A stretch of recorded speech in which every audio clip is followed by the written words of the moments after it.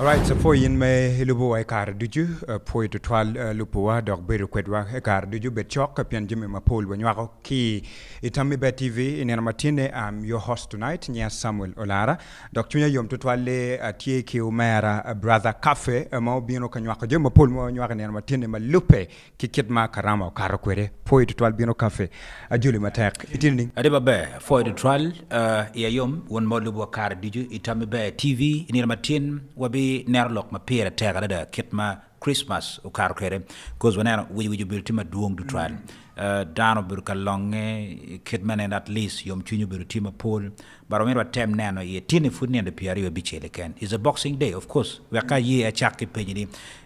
boxing day ma megi tiga what nini Tiga what mabe pangi ka gwakini no box mo me yabu tini yam chan ma wadan wa tamani boxing day bur ne ma boxing magi don bun ti me yupe me wenya ye but expect ni gwak kena ching poro at least mo bu biro tem ye le wa ngien ko achila rio ni ma tin no yiti me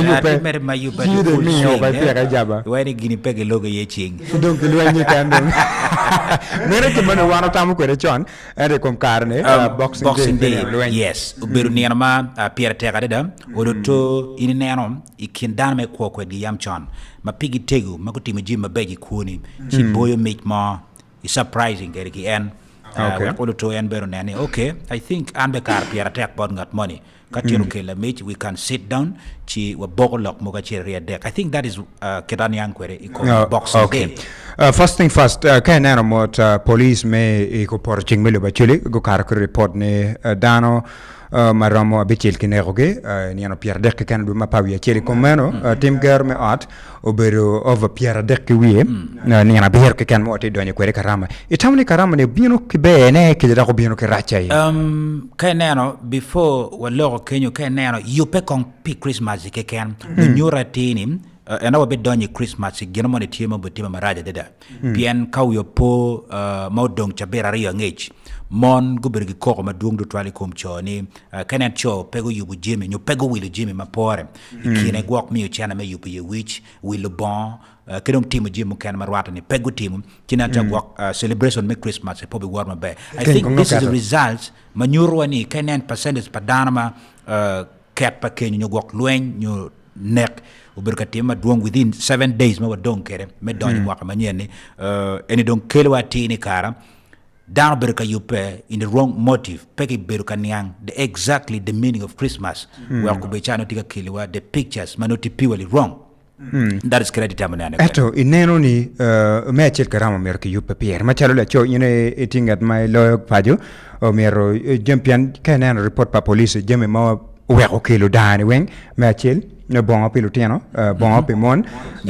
pol karpe ba pangi ineno ni machalo la cho gware itamni ngom ko ma la cho mero tim kenen pere ki jemme mar gwak romo wilo bon api lutiano ki dago magang nge machel Christmas mer ko man yang tian lok me Christmas kenen man yang tian lok me Christmas chipo be yelwiwa machalo dan mangeyo Christo no ngeyo ni Christmas po beru just a party wilo bon ki rok ki cham ki jemu kenen Christmas beru koro neno actually jollo Kristo mage be nywalo ruatwa Yesu Kristo now kake be nywalo ruatwa Yesu Kristo ma chil mer kayob chunye ye pian Kristo is the light mabu biro der me menye chunyo miro nong chunyi timaleng jimu kana watimi ngala wil bon riongi gwano kimuchile kidong other party mukene yes watimo mere metie lokore wakodo to met yum chunyi kapeo nonge ente kom karne en jemme ma ina ter chal kele ko engine ma wano na chal priority now ka dong peo no ngen umir in pay te chal wani la chomo ni gara pian kero ti papat like chal ane ni kapano mir pay te no parom no ne ye era pidat mwaka eoni no poru marom bar mir pocket king mir pokel wo mir pokel era yin ma chala cho ngeni karama ti du ma pawi ere mwaka wen yes and it's true ngeni karama ti ngoma wa ko pe yu pe pian I want to down you pe karama yes down you pe karama but you pe bino with a different angle sometimes ibino ni ti donyi duma para chiel wok tuo beru tie mario no gwakar kene pe beru ki stable business mo nyo gwakar kene furonyo ti cheronya pe jima bino ma kwanya chene kiching dano toward Christmas duong lo Christmas obena wakat no time kumen watimo ni ningware ka wek dana magang dago magang onyang ni gena kumano time